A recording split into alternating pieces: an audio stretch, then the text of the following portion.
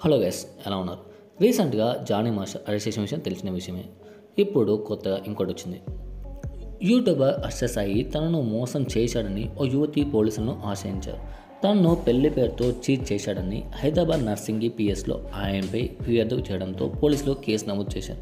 పెళ్లి పేరుతో తన నుంచి 2 కోట్లు తీసుకున్నాడని యువతి ఆరోపించారు. హర్ష సాయి తండ్రిపై కూడా యువతి కంప్లైంట్ ఇచ్చారు.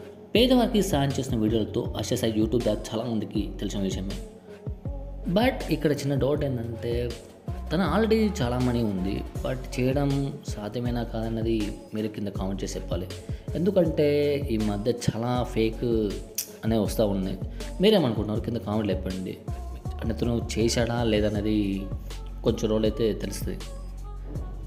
పేదలకు హెల్ప్ చేస్తూ చాలా వీడియోస్ అనేది పాపులర్ అయ్యాయి. కానీ బెట్టింగ్ యాప్స్ ప్రమోట్ చేస్తామని చెప్పి చాలా వరకు నెగిటివ్ ఇంపాక్ట్ అనేది చాలా వరకు పెరిగిపోయింది.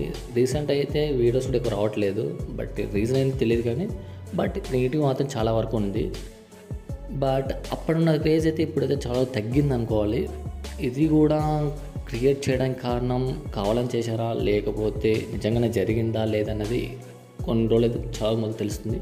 ఇప్పటికైతే ఇంకా పోలీస్ అయితే అరెస్ట్ చేయలేదు. ఇంకా చూడాలి. ఒకరు తెలిస్తే మాత్రం ఇంకో వీడియో రెడీ చేద్దాం. Thanks for watching. మీరేమో కింద అయితే కామెంట్లు చెప్పండి. అంతగా ఇంకేం లేదు. ఇక if you like the video please subscribe our channel. Thanks for watching. జై హింద్.